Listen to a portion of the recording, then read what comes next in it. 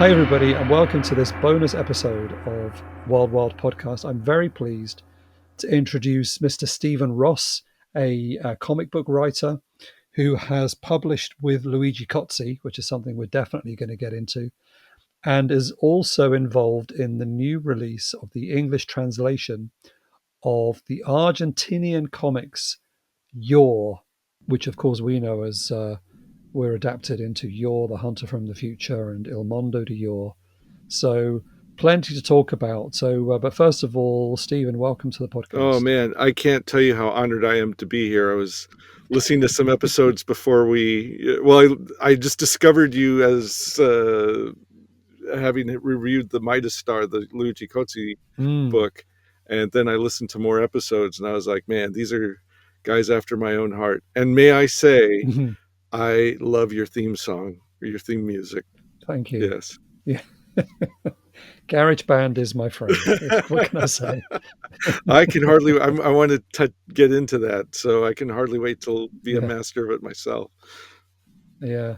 It's the yeah. I mean, as you know, obviously every themed season we do, I just do a different variation on the Starcrash theme to, to to kind of fit what we're doing. So it's always Starcrash every Starcrash, time. But Starcrash could be.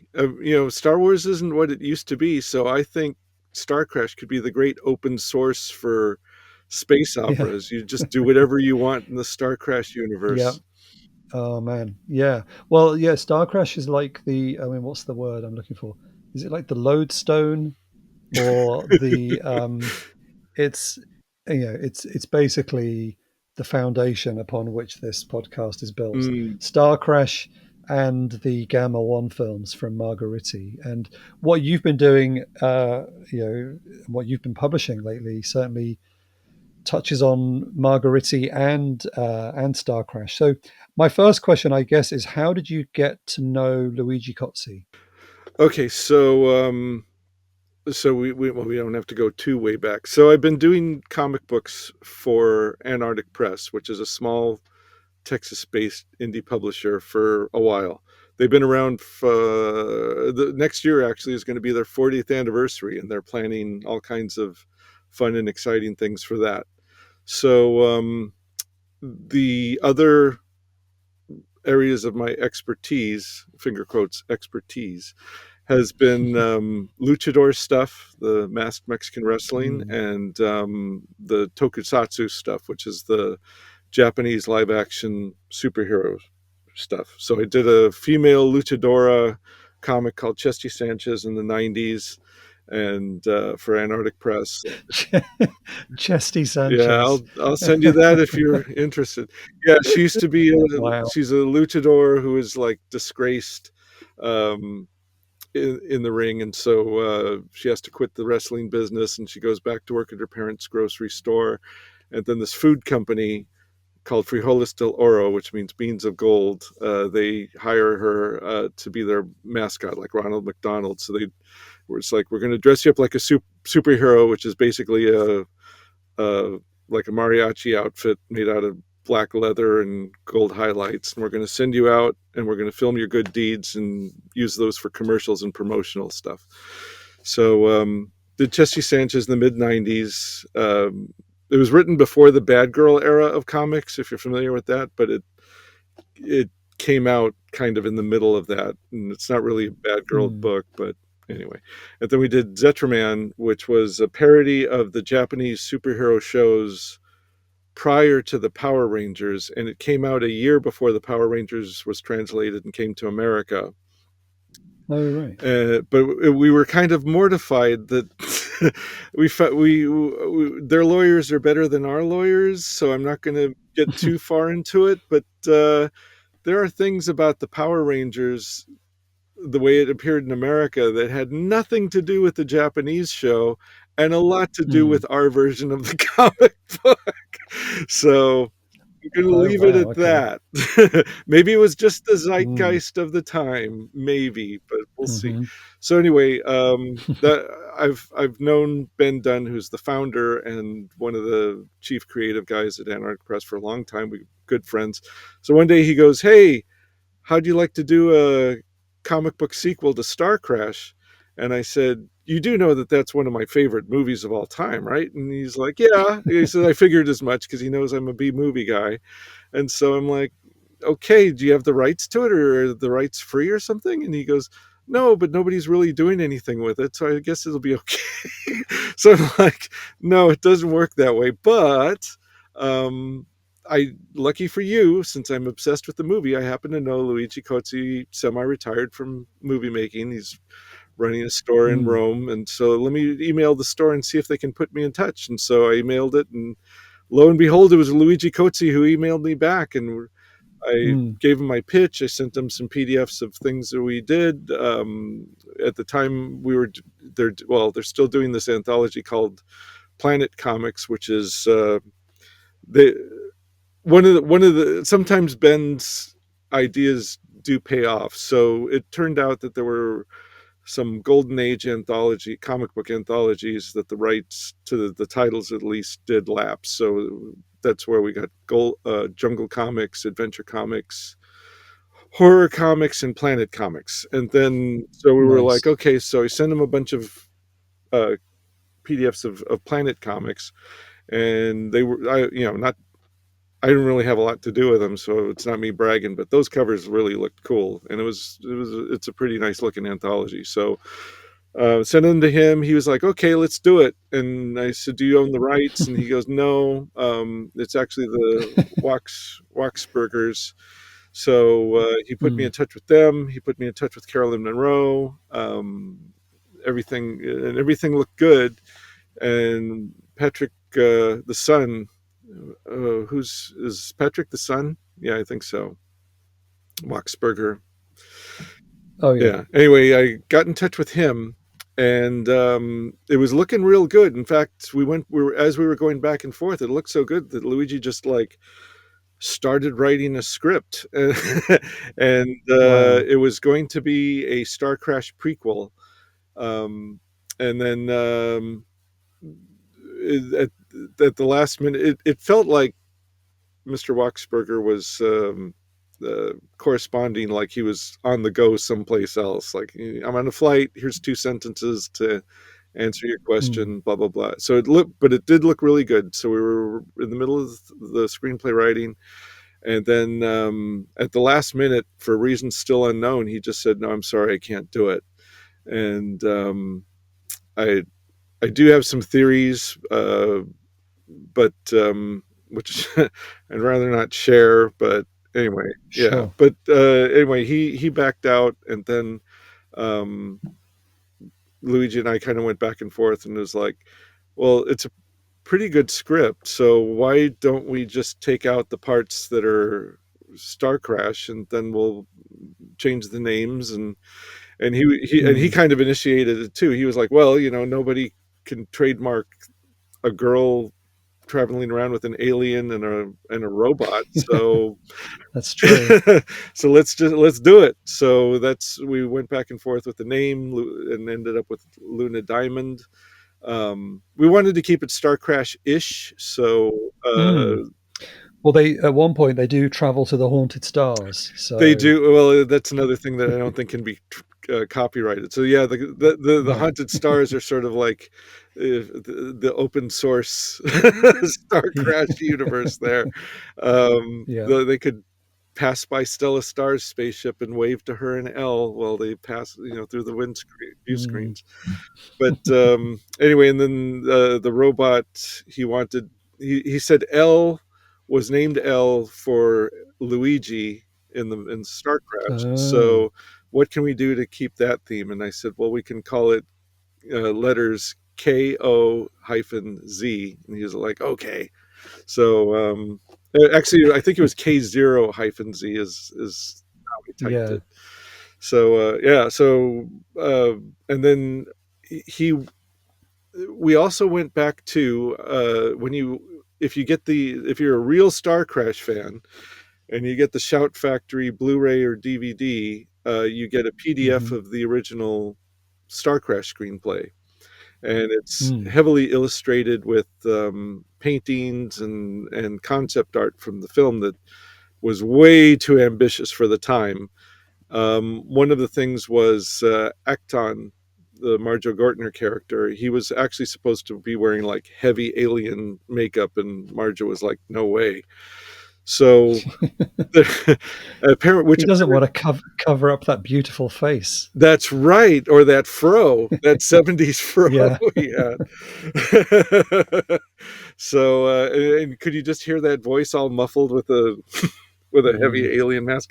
So anyway, apparently there was a lot of Luigi's ideas came from pulp magazines, and so there was an alien from a pulp magazine that apparently he really liked and wished he could have used. So we're like, well, we're unlimited by technology or budget or makeup or actors willing to wear makeup.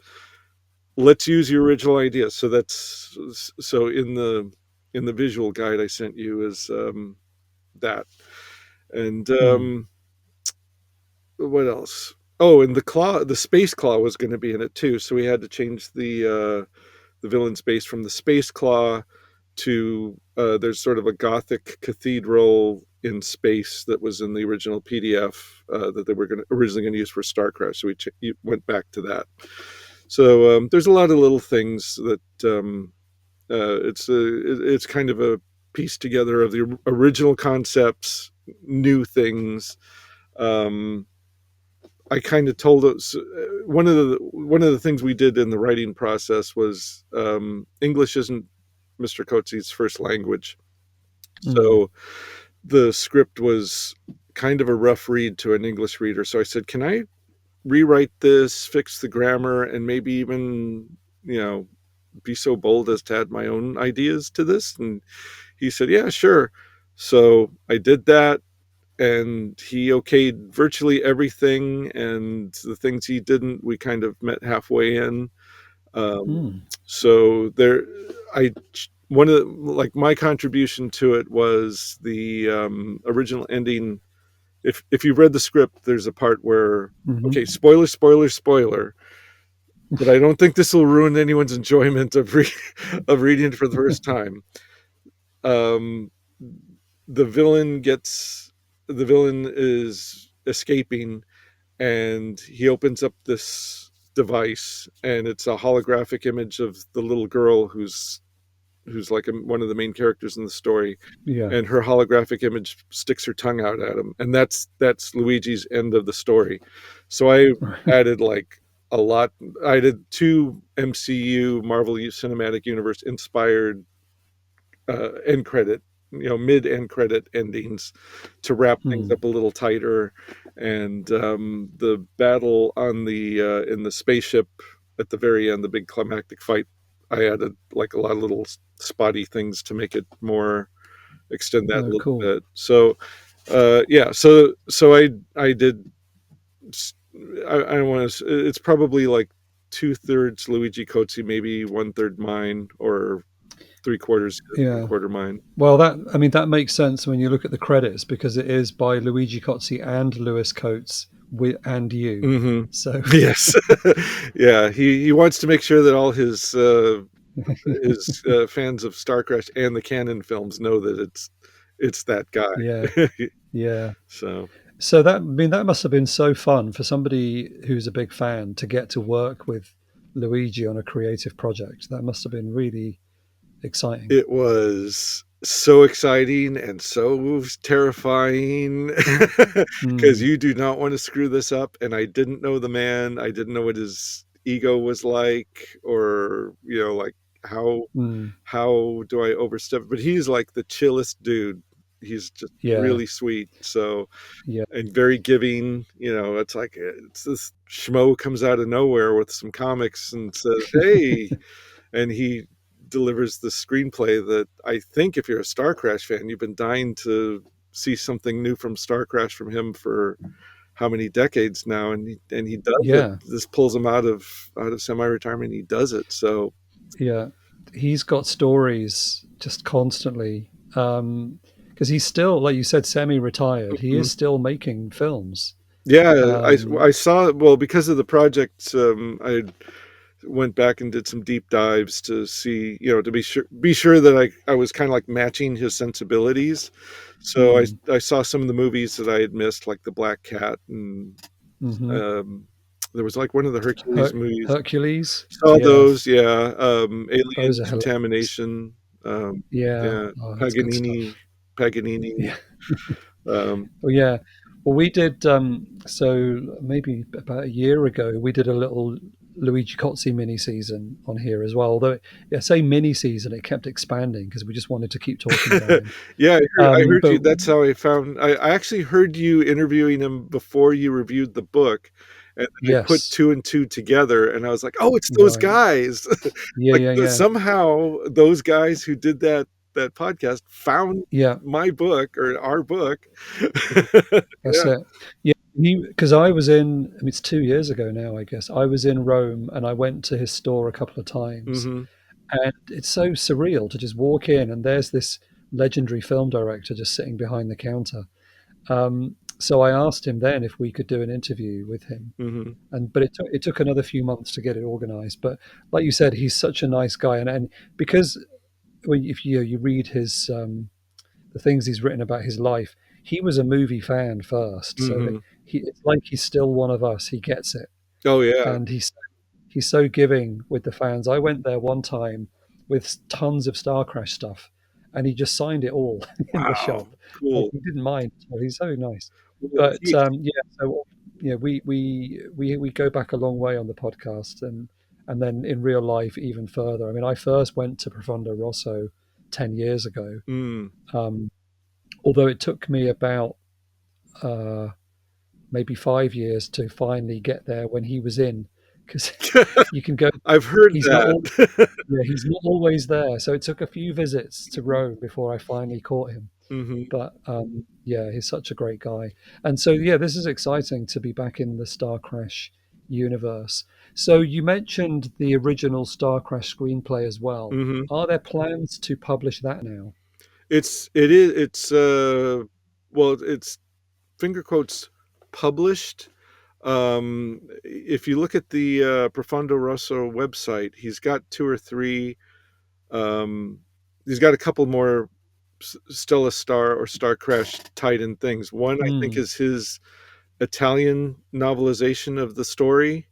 hmm. And then there's the other one I think is the screenplay, the English language screenplay. One has Oh, there's a painting of her there when you get the Shout Factory PDF, which I kind of shared with you, but yeah. it's for I've got the Blu-ray. It's fine. right. Okay, so I figured as much, but there's a picture of her where it's sort of the black bikini outfit, but she's got Mm, these wings and she's sort yeah. of flying.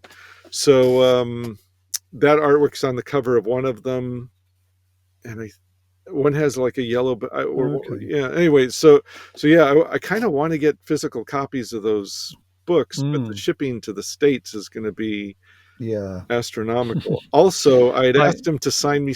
He sent me some comps of the Midas Star as published. There's two versions. There's the one from the Profondo Rosso store, and then Hmm. there's the one you can get off of Amazon.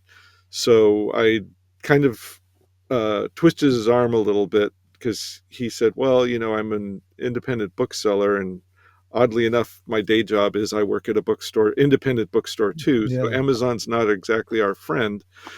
Hmm. But I was like, you got fans worldwide.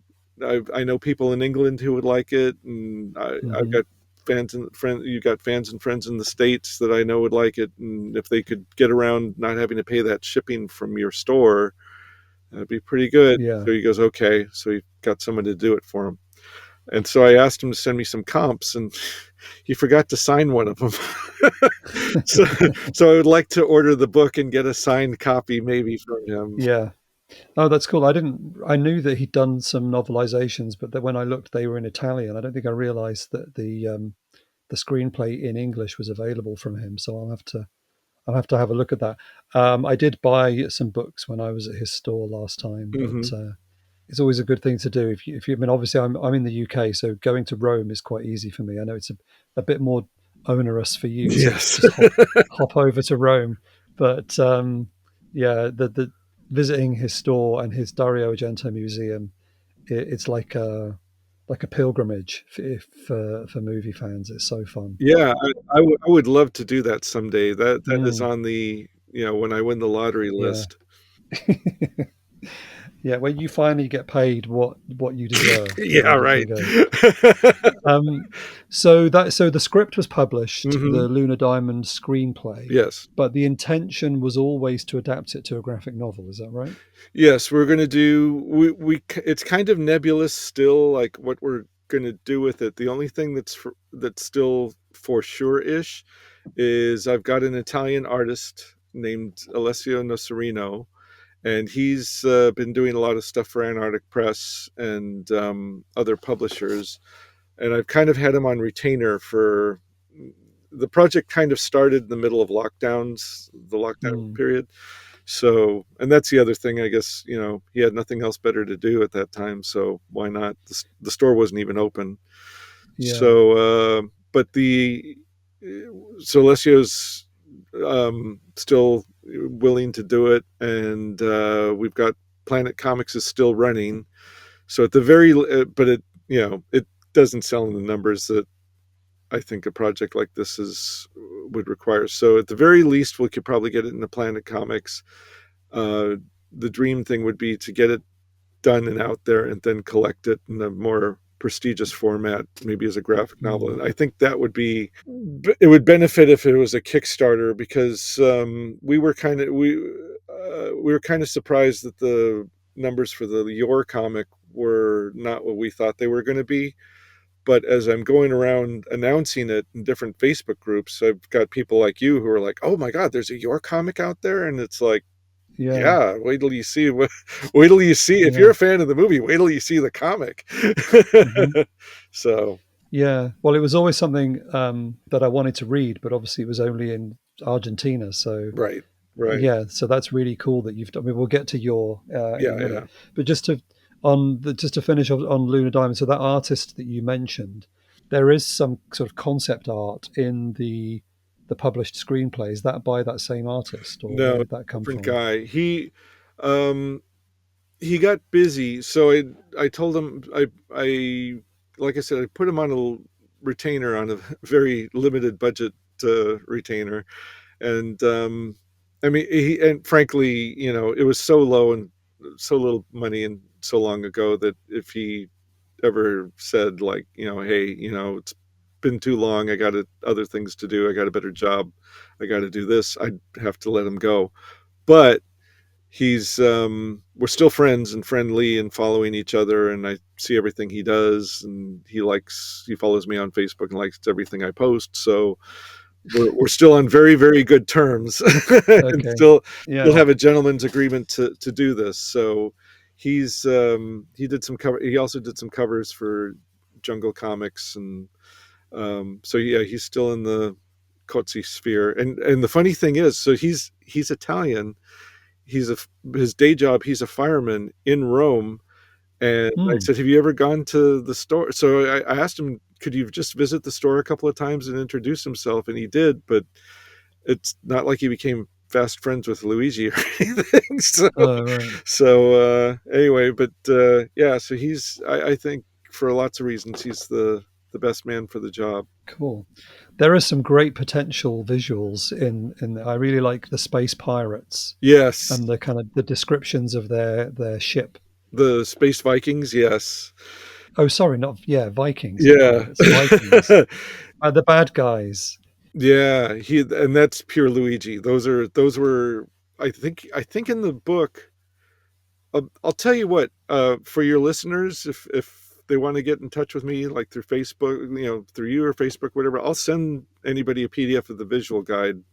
Um, and but I would prefer it if you say, like, "Hey, I bought the book. Can you supplement it with the visual Mm, guide?" That would You yes. don't have to show me a receipt, but it'll be a Yeah, gentleman's let's do agreement. that. But Yeah. yeah, but I would love for you, because some of it's Luigi's own artwork, and then he commissioned a guy a professional artist, to flesh it out a little more, and then Alessio's going to hopefully take it to the next, really polish it up for the next Mm. level. but then the Mm. visual guides got things like, he was Luigi described this like flying orb, which I think was based on his own, the little flying globe that Stella Star's flying around in Starcrash when they land Mm-hmm. on the Amazon planet.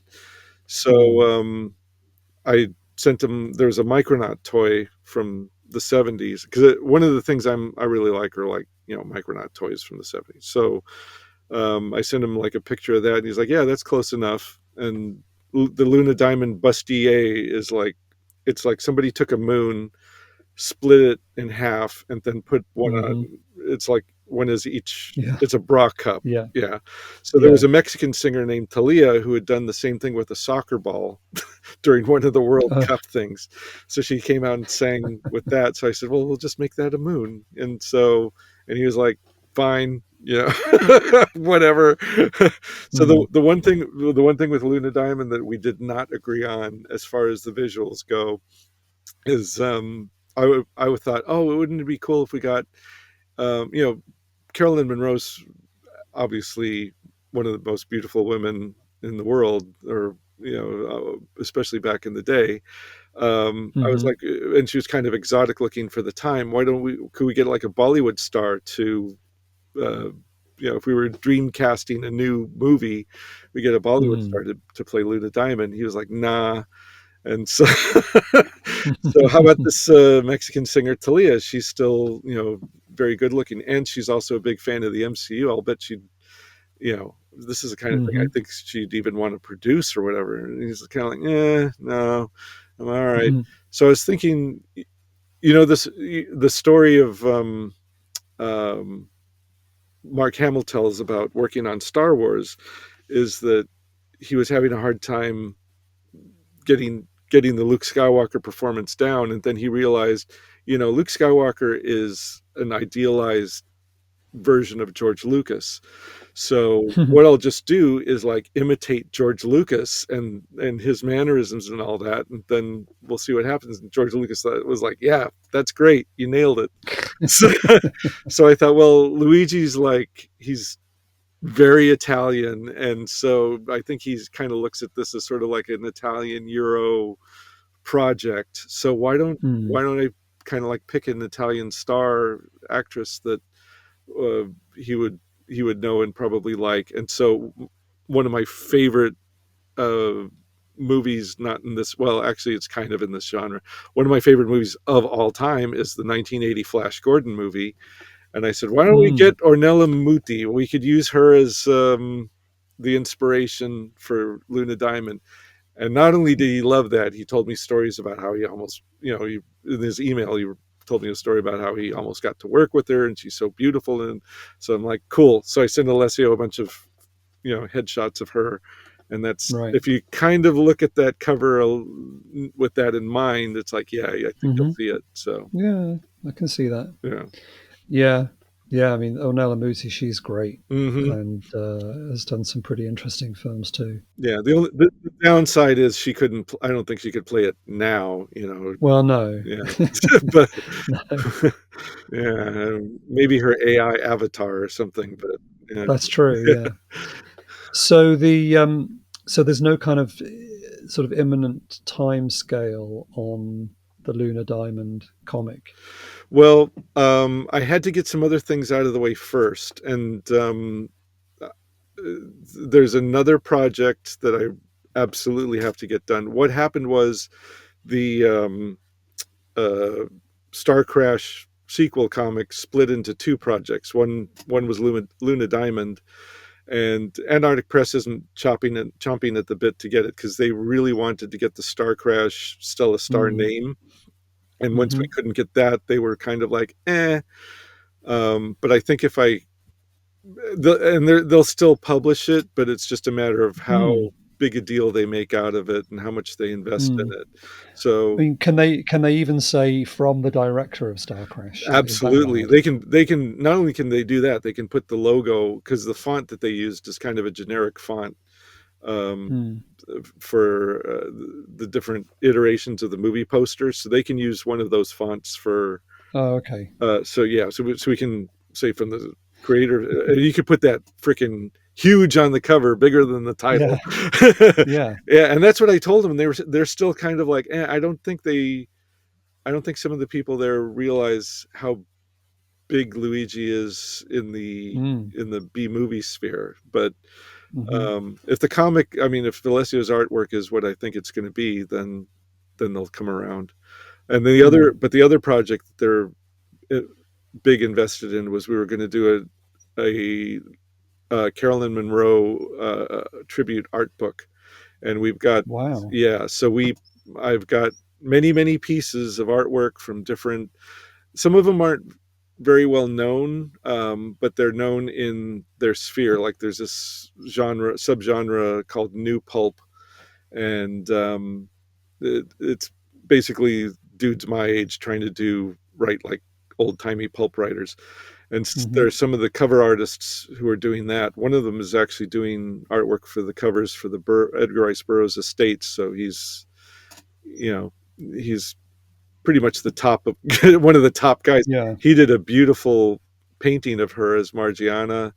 There's a Hmm. guy named, I think it's Jeff Marshall, who's the official painter for the one of the official painters for the Broccoli Company. He did her as oh, I forgot her character from The Spy Who Loved Me, Oh, yes. Yeah. but In the helicopter. yeah. So he did a Yeah. picture of her, painting of her. He also when he was like, "Can I do another one?" I was like, "Yeah, I'm not going to say no to you, sir." So he did one of her Stella Star, a painting. So Oh, I'm sitting on nice. some lovely stuff. I have to, and this one is going to be, it's going to be officially approved by her, and I have to send all these to her man. First, I have to sort them, then I have to send them to her manager. And I just there was some times when I couldn't quite get in touch with them, and then there was I got distracted with other projects, and then there was like a period where I was just kind of like ugh with the whole thing. But now I'm going to get back in the saddle. Um, Mm. in the in the in the stuff that I sent you, there's a little folder with some sneak preview stuff. So keep it under your Oh, cool. hat. But Okay. it's but yeah. So last time I spoke, or last time I wrote to Carolyn Monroe's manager, they were very understanding, and even though it's been a few years past when we shook hands and said we're going to get this done, they understand because it was right in the middle of lockdowns and everybody had Yeah. distractions. So anyway, yeah, it's still going to happen, and it's going to be Mm. freaking gorgeous. So yeah, I think people are And going to love that. she's somebody who's also really good with fans and does so many conventions and events. I've met her tons of times at different things, Yeah, and you lucky so I so and know. so. But I mean, she comes over to things like Monster Bash and stuff, doesn't she? I believe. Hmm.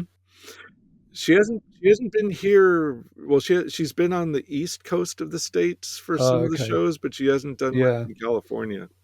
So In terms of just having a new thing to sign, I'm sure she'd be very grateful that somebody's putting something out like that. that's kind of the hope that I mean, the my approach to the book was. Uh, it's a celebration of all her different roles, including some of the oddball stuff, like her appearance in the Adamant video, and in Hmm. Goody Shoe Shoes. She even collaborated Mm. with Gary Newman for a song, so we've got a Gary Newman piece with her. Oh, Um, cool. as the Lamb's Navy ads, we have Yeah. a couple of pieces from that. So I wanted to, how like uh, and the thing with her is that just if you look at the major pieces that everybody knows, what other actress has done? She was in an Italian. I don't want to. I hate calling it a ripoff. She was in like an Italian Star Wars adjacent movie. She was Hmm. a Bond girl. She was in the Sinbad movies, which was one of the not only one of the classic fantasy movies of that era. Um, in my opinion, it's the best of the Sinbad series. She Yeah. was in Hammer movies, which are one of the best horror movie. series of that era. Maybe not necessarily the best Hammer movie ever made, Well, but a fan favorite yeah. for sure. Yeah, I mean, I'm a big fan of Captain Kronos, so that is one of my favorite Hammer Yeah, well, films. that one for sure. But like Yeah, the icon, a lot of the iconic imagery from her Hammer era comes from yeah, is Dracula AD right, 1972, which again I've got a soft spot for, but no, it's not a classic. It's not a classic in the same way as the original Dracula. right, and we have one of the pieces we got permission to use is I guess they did a table reading of with her of the screenplay. It was a live table reading of her doing the screenplay for Vampirella, the unused Hammer Hmm. one. Yeah, And so a fellow named Graham, his first name's Graham. uh, This is terrible. Graham Humphreys. Yes, so he did a poster of her as Yeah. Vampirella, and so Hmm. he said we could use it for the book. Oh, Um, cool. yeah. So and then what was the other? Oh, and then another guy did a painting of her in that. There was like a photo that I guess is controversial. Like it may or may not be her in the Vampirella costume for the movie, which Mm, is not. It doesn't look anything like the costume from the comic book. So the guy did a painting of her, like movie poster quality painting of her in that outfit. So there's some of it is actual bits from her that you would recognize from the movies, and then some of it mm, is what if she had this role. So another right. fella did a picture of like what if there's one of her as what if she was Deja Thoris from Princess of Mars, and what if she was uh, so it's what she's done and what she could have done. Yeah. And as a fan myself, I hope that it makes her even more of an icon than she is, Mm, because like uh, Dynamite Comics is doing Betty Page comics, and hmm, not to denigrate Betty Page, but I mean she was a pinup model, and mm, she did a couple of brief appearances in some stripper burlesque movies, and that was pretty mhm, much what she did. And because of Rocketeer, she's been elevated to this huge iconic cult status, and there's tons of artwork, and the Betty Page comic is like her as a 1950s B movie actress, which she never actually did. But with Carolyn no. Monroe, my God, I mean, she actually Yeah. did all of those things plus. Mhm, So hopefully it'll make her people will see her as as even more of an icon than she is now. mm. Oh, that's exciting. Thank you. That's definitely something we could all get on board with. Yes. I wanted to let's quickly turn to You're the Hunter from the Future. Yes. So this goes back to it was a graphic novel back in the 1970s from Argentina. Is that Hmm. correct? So what it was is if you look at the opening credits to the film, it says based on the novel by Ray Collins and Juan Zanotto, and Mm, it was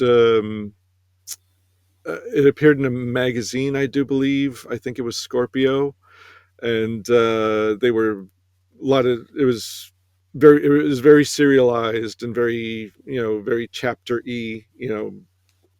This is the segment where he goes to the swamp, and this is the segment where mm, he meets the Amazon women, and this is the segment where he sees the future city for the first time, blah blah blah blah. And that was considered a classic in Argentina, and then mm. it was published in Italy, where it became insanely popular, and that's when the idea came up to do it was originally a TV miniseries, and then edited Yes. down to the feature film that most of us know and love. Hmm. So yeah, Yeah, and if you watch the series, it's about 4 hours long. yeah, I have There's it, a lot. but I haven't gotten around. I just got Oh, it. it's fun. Yeah. I mean, that's something. Obviously, yours had a Blu-ray release, but somebody needs to be brave enough to put out the full Il Mondo de Yore, because there's loads more like monster fights and all kinds of good stuff that. is missing from the movie. Yeah, well, well, spoiler, spoiler, spoiler. Issue three, like the first, I've done the first two issues, translated them and lettered them, and I'm in the Hmm. middle of working on the third one. And the third one is Okay. where it just goes completely off the rails.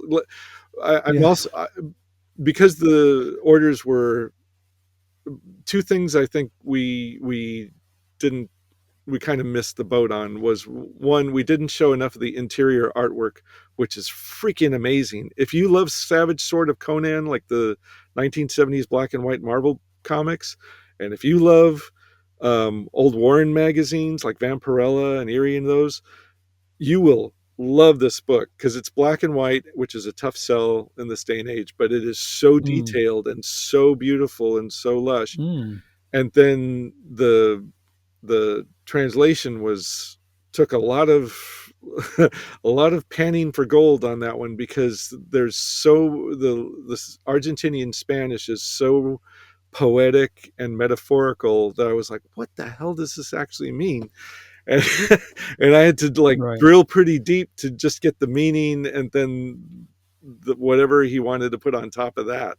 So and in some cases I don't even think uh, I would love to get some feedback from fans and people because I don't even know if I succeeded 100% Hmm. because it was so much. But I mean, I was just like, wow, when I was just with the language, I was like, wow, this is so much more, and it's much more of a man wondering who he is and where he came from and Hmm. who are my people, and he just knows that these tribes he's wandering through just are not his people, that there's something else somewhere else.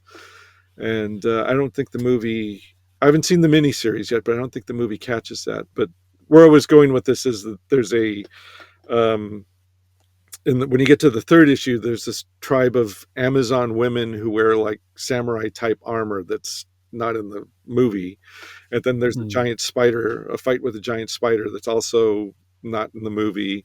So you're getting, if you think you know the story, you're getting a Yeah. lot more from and it'll cost you, I think it costs like $5 an issue. So for $20, you're getting 100 some Hmm. odd pages of, and it's the complete, this will be the complete story of the movie. It ends, the last shot of the comic is very similar to the last shot of Okay.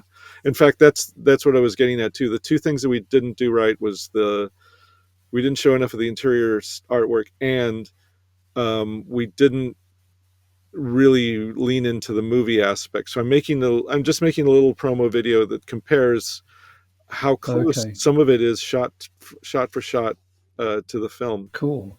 So the original comic was only there were only four issues of that, or this is just the specific series that inspired the movie. Were there more your comics? Do you know? Yes, there's a when in that opening credit sequence when it says novel, it was the installments were collected as a graphic novel, but graphic novels really weren't a thing in the States until Hmm. maybe the last 20 years or Oh, I see. whenever Watchmen came out. So that's Yeah. I mean, Watchmen was kind of like that was the mid to late '80s, but even when it came out, it was a 12-issue comic series, and then it was collected as a trade Yeah. paperback. And I was, I've been a comic fan for long enough to remember when all the hand wringing was. It's like, what do we call these books that are collections of Hmm. comic books? And so they kind of settled on graphic novels. But this was already like a thing in the '70s and '80s Yeah. in Europe. And So in Italy, this was published as a fumetti. right. Then they're like the four issues, the four issues into one kind of book that you like a diabolic or something like Well, that. I don't even think it went to, I don't even think it was like comic books. I think it was like in a comic book.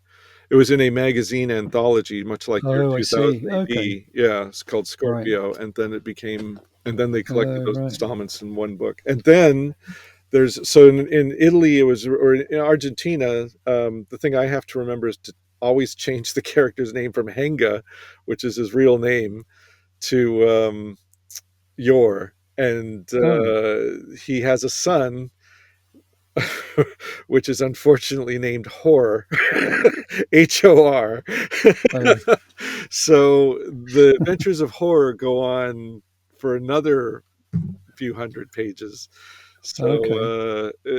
and it's by a Wow. different artist. So, And in these comics, it's your we've got Carla as well, and we've got mhm. Pag. So the whole gang, they all show up, which is Yeah, good. yeah, and then that little village, the little hippie village by the seaside. Mm. There's that story is going to be that story is pretty accurate in the where he's like, what was he say? Like, damn talking box. Like that's actually in there. Like All a right. variation of Yeah. that scene is in there. Yeah, Excellent. yeah. So the adaptation for the film follows this pretty closely. There's it's especially if you look if you look at Reb Brown's Captain America adaptation and how many liberties were taken on that, Oh yeah, and other comic book adaptations from that time. This is like shockingly accurate to the that's point where cool. there's some of the shots from the movie marry or mirror some of the comic frames from the comic book. Oh So wow. it's So they were sort of using it as a storyboard almost. yeah, close enough in some places. Yeah, Yeah. yeah. It's So great. And the fact they went to Turkey and shot it in some amazing locations. Yor is such a fun movie. it is. Yeah. So here's a full confession though. I did not like Starcrash. Oh, okay, so I know we're running long, so I don't want to get too far in the weeds. The uh, when I was a kid, well, when I was a teenager, or I guess I was a tween at this time. There was like after school TV on local TV stations. So is Channel 4 kind of like your? It isn't one of the big networks. It's kind of like where the lower budgeted stuff goes. Is that correct? Hmm. Okay, Yeah. so we had local TV stations that would run children's programming, which was like old cartoons, um, just whatever kind of almost like kid kid themed junk that they could acquire cheaply and show from about 3 o'clock in the afternoon till five, and then from five till 6 o'clock being when the news was on, they would show like family friendly programming, but they were usually old reruns of sitcoms like the Brady Bunch or Gilligan's Island or something. So in that hour of programming, um, they would show trailers for movies that they knew kids were going to want to see, but weren't necessarily for kids. So any Roger Corman movie that had a car chase or Hmm. was set in space or Dinorama stop motion characters or a Right. monster or whatever, they would run it in there. Or ninja movies they would show.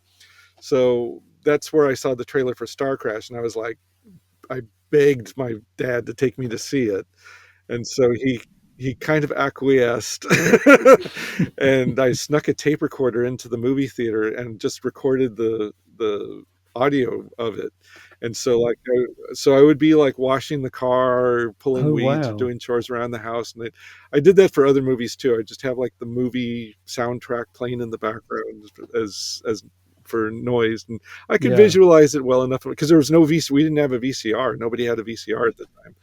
So I Hmm. was deep into Mm. Star Crash even from probably about 11, 12 years old when I saw it. I never saw in the theater because I don't think it played around here because I don't remember the trailer being on TV. I don't remember seeing like if I had seen a movie theater with You're the Hunter from the Future on the marquee, I would have gone right back into begging mode to see that thing. And it just Oh yeah. wasn't around here. So it wasn't until VHS tapes and it was kind of, and it makes a difference when your first impression of it's a theatrical experience, you know. So Yeah. we were, in fact, there was a Carolyn Monroe Film Festival. I said Carolyn Monroe doesn't come out here much, but there was a film festival at the Egyptian Theater, which is just down the street from the world famous Chinese theater in Hollywood. And they showed at the Earth's core. The first day was at the Earth's core, and I forgot what the other one was, but I didn't make that one. But the second day was Star Crash and Spy Who Loved Me. And so I went to that. She was there. She did a Q&A before and after Starcrash. And I Wow. think she snuck out during the Spy Who Loved Me because she's not in it as much. Yeah. And they had a little table with things, photos she would sign out front. And like an idiot, I didn't take advantage of that. And then, uh, but everybody was like high on that Starcrash vibe. Like, so my first experience was as a kid, you know, very, very positive. And then my last time I saw it in the theater was like she was in the theater watching it with us. And afterwards, she said some lady sitting in front of her must have loved it because she was laughing at every line of dialogue. And like people were coming in, and some guy like stops dead in his tracks, throws his arms up, and goes, "Stop the flow of time!" And everybody laughs because we all get the joke. Yeah. And so it Wow. was that was just a wonderful Yeah. experience coming and going. But I never had that for your. It's just Hmm. strictly like, but because of the Starcrash thing, Antarctic Press they were kind of like fishing around for another movie like that they could Oh. maybe do a comic of. And then when I found the Your comics, I was like, not only not only do they not have to create the material themselves, Hmm. it's like already exists. It is freaking gorgeous. And when the editor in chief was kind of like, and because it wasn't his favorite B movie either, but when I showed him the material, he was like, "Oh my god, we got to make this. We got to do this. And we Yeah. got to make it a thing." So he got some of their best artists to do the new covers for it and Mm. everything. So we're all in for your. Mm. And Yeah, the artwork is great, and it's certainly worth mentioning if anyone hasn't, which I'm guessing people who are listening to this probably haven't got the comic yet because it's literally only just come out. Mine yeah, is in the post, so I haven't actually got it yet. But looking at some of the artwork that you sent me, it's much more adult than the film. The film is pretty family friendly. Um, yeah. Oh yeah, there are some naked cave there's women. quite a lot. If Yeah, that's what you're talking about. Yeah. yeah. There's a lot of psychedelic love scenes Hmm. too, so lest you forget it's from the Oh yeah. 70s. So definitely worth checking out. I'm excited to be able to own all of those eventually. So you said you're still Mm. working on the third and fourth issues. So do you know when they're going to come out? The third one is I think it's supposed to come out in a month. It was bi-monthly. It's supposed to be bi-monthly, but I turn them in and then they print them and then the distributor just does whatever. So Yeah, fair enough. I it was supposed to be bi-monthly. The first issue came out almost like a month late, not from anything we did, and then the second one is going to come like that much Mm. sooner, we hope, and then whatever. But we do have a second. I don't want to take too long talking about it because it's not that adjacent. But those guys did another story in Argentina called Barbara, and it's about a takes place in the post-apocalyptic Argentina, and it's got this woman with these Daisy Duke cutoffs and a big gun and a headband. She's like this revolutionary fighting these aliens in post-apocalyptic Argentina, and it goes between these swamp cities and into outer space. And it's by the same artist as Your, only better art. Like whatever he learned from Your, he applied it to this and then some. And it's Wow. like, wow. So we were going to run it in Jungle Comics because part of I really want to do Barbara after I do Your, and they were like, I said, can we do it in Jungle Comics because that's the other book I translate and edit stuff for them, and they're like, okay, and I said, but the thing is, like, it takes place in a swamp, not in a jungle, and they're like, foliage, and Yeah. so. But then I sent them the PDF of that, and they're like, okay, what we might do is we might have to put Jungle Comics on pause and then just make Barbara its own thing. Oh, So one way or another, we're going to do Barbara, but we just don't know how yet. It's kind of like cool. the Star Crash, or it's kind of like the Midas Star project. So yeah, Nice. That's exciting. thank you. So for people so if I know from looking for it myself that if you're in the UK, you can get the Your comic from Forbidden Planet. What's the best place for people to get it in the States? So there's a, company called Lone Star Comics. Also, you can Google them as mycomicshop.com. They're one of the biggest mail order companies. Supposedly, Antarctic Press, you could get directly from them, but their website isn't updated that often.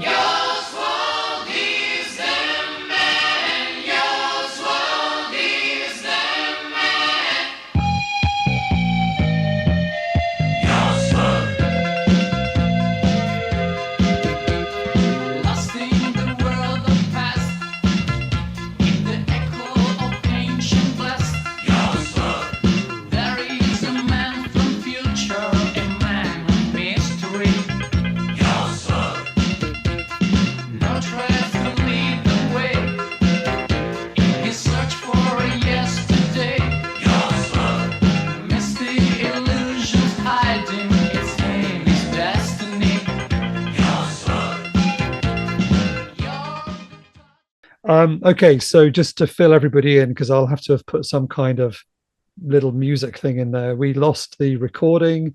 It was going so well.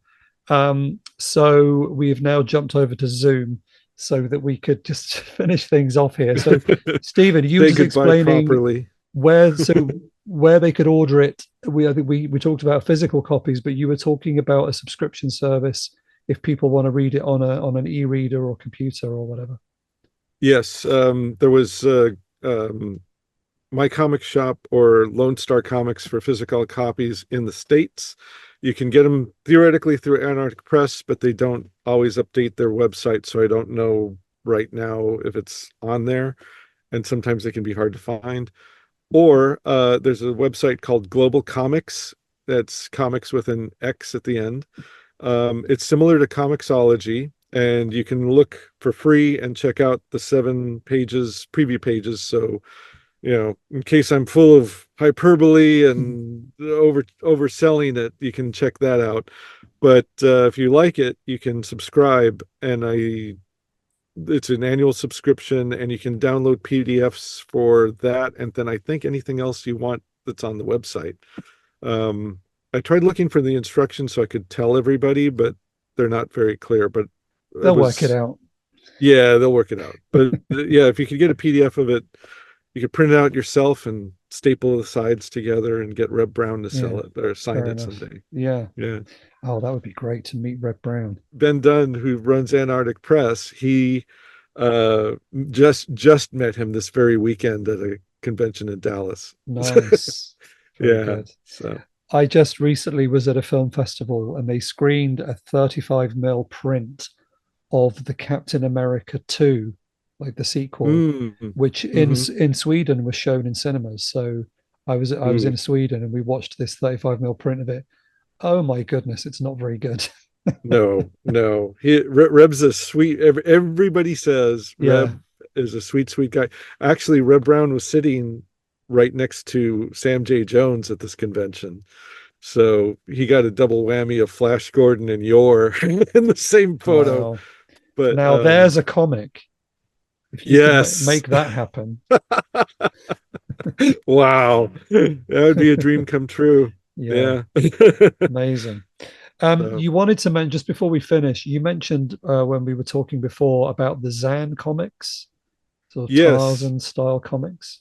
Yes, I would like to cast this out to your listeners, who I'm sure are all experts in their fields of B films and perhaps comics. The the other book that I do on a regular basis for Antarctic Press is called Jungle Comics, and my port of entry to that was a translation of an Italian comic called Zen of the Jungle.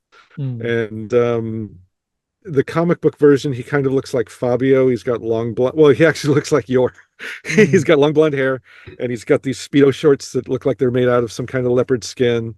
nice. And I've got an Italian friend who I asked him, like, is there an origin story to this? Because everybody knows the origin story to Tarzan, like, like they know the origin to Batman and Superman, right? Hmm. And he said no. He says Italian comics, they just readily accept that a man would live in the jungle and be able to speak to animals, and get Yeah. into adventures with hunters and whatnot. So I'm like, all right.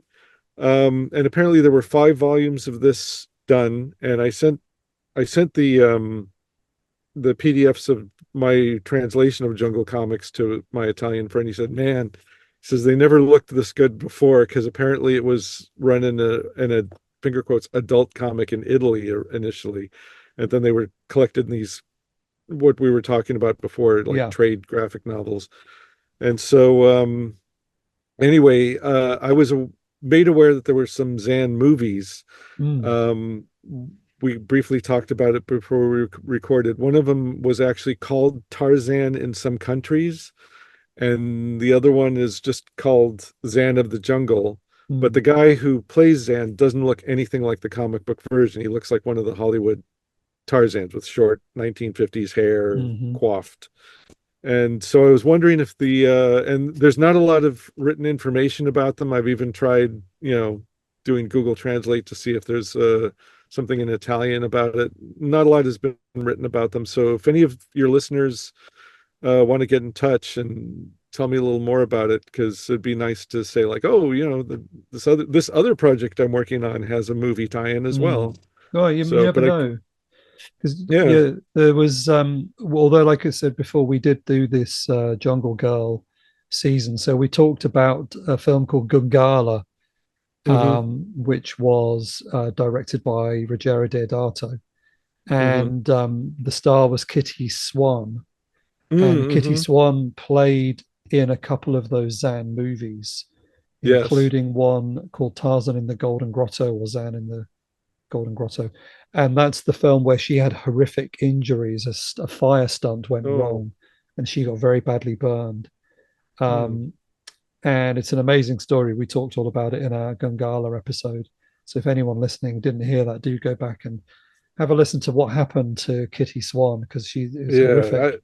Please do send me a link because I want to Yeah, hear sure. that. So, But not that I don't want to hear about her getting injured, but well, I'd like to. Sound. it's an amazing story because it's got a Hmm. happy ending. Oh, okay, But good. yeah, she did this these Zan movies. But yeah, as to whether those films are directly inspired by the comics, I'm not entirely sure, but somebody will know. Right, because as we kind of talked about before we recorded, Italian film can be kind of loosey goosey with Hmm.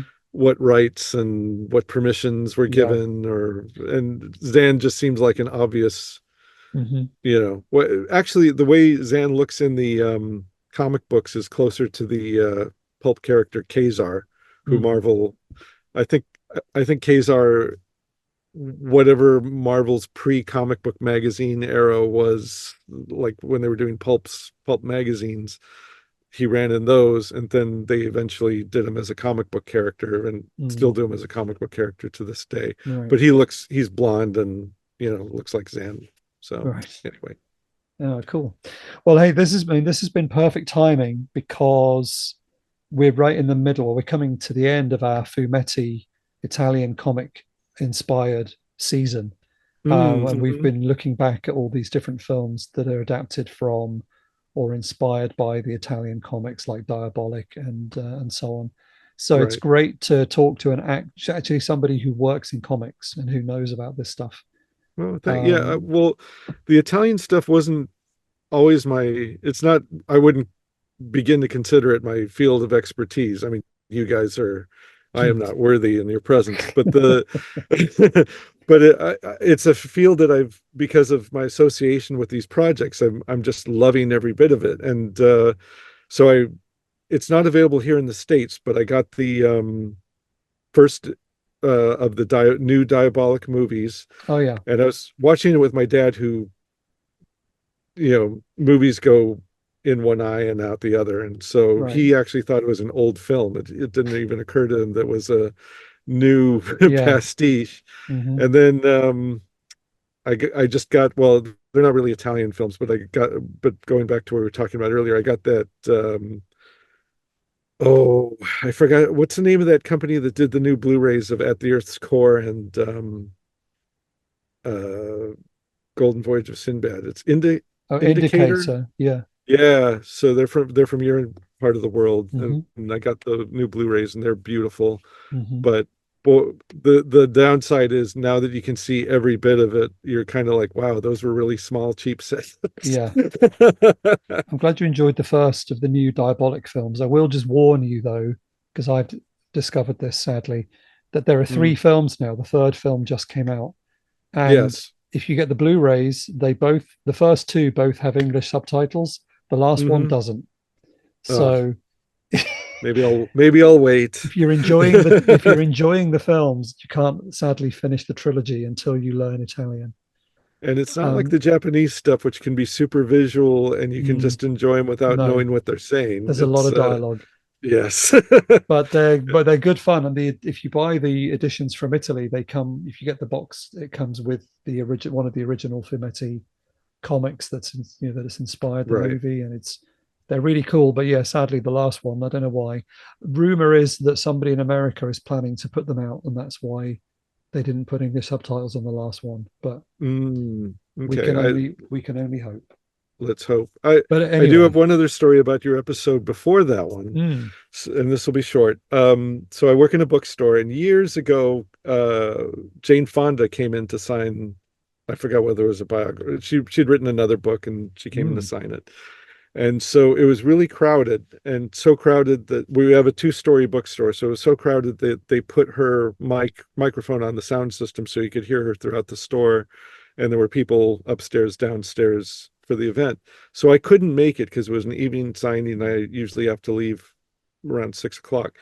So somebody told me like, yeah, I asked like, how was the event? She goes, yeah, there was a lot of people, but she says there was this really tall guy who was going around telling everybody who would listen that he had been the angel in Barbarella. oh And I was wow, like, I said, was he kind of like an older guy, like her age? And he goes, yeah. And I was like, bruh, that angel role is like the least of your that what that guy's done. wow, Because he's my favorite Sinbad. yeah, And he's and Diabolic, yeah, yeah. John, yeah, John Philip Law just showing up. That's cool. I know. I would have been like, I don't care Oh about man, Jane Fonda. Can I get yeah, your autograph, dude? excellent. Well, hey, So, thank you so much for doing this. Apologies for the technical problems in the middle, but I'm glad we got oh, there it's in the my end. pleasure. Please have me back whenever you have a Yeah. lull. Okay. Well, maybe when we finally do an episode dedicated to your, Mm, we'll watch all 4 hours and bring you back on to talk about it. cool. Yeah. We can do like Mr. Science Theater Yeah. commentary while it's playing. Sure. Yeah. Well, good luck with getting the your series finished and with all Thank your other you. projects. Keep us posted. Thank The you. Caroline Monroe thing particularly sounds very cool. So looking forward to that. Yeah. But yeah, so if people want to talk to you via social media, what's the best way to do that? I'm on Instagram as Mr. Stephen Ross, and I'm on Facebook as Stephen Ross. And I'm hunting like a lot of the B movie groups now. So that's Mm, like the sword and sorcery movies of the 80s group and the Italian Giallo, a couple of those groups. I'm not really a Giallo guy, but I'm there, sure. because of the Italian stuff. Yeah, yeah. Um, yeah, I don't think I'm that particularly hard to find. Okay. So I'll put some links in the show notes, yeah. but as well. But thank you everybody for listening, and we'll be back with a full episode for our next film, which is going to be Satanic. I think that Mm. would be in about 2 weeks. So do join us then as well. And, all the usual things about leaving us a review and telling your friends and all of that sort of stuff is always appreciated. But Stephen, thank you so much for coming on. It's been a real pleasure to talk to you at last. And yeah, It's been we'll an talk. honor. I love you guys, man. I'll be here. I'll be listening. Thank you. Okay, bye All for right. now. Bye everybody.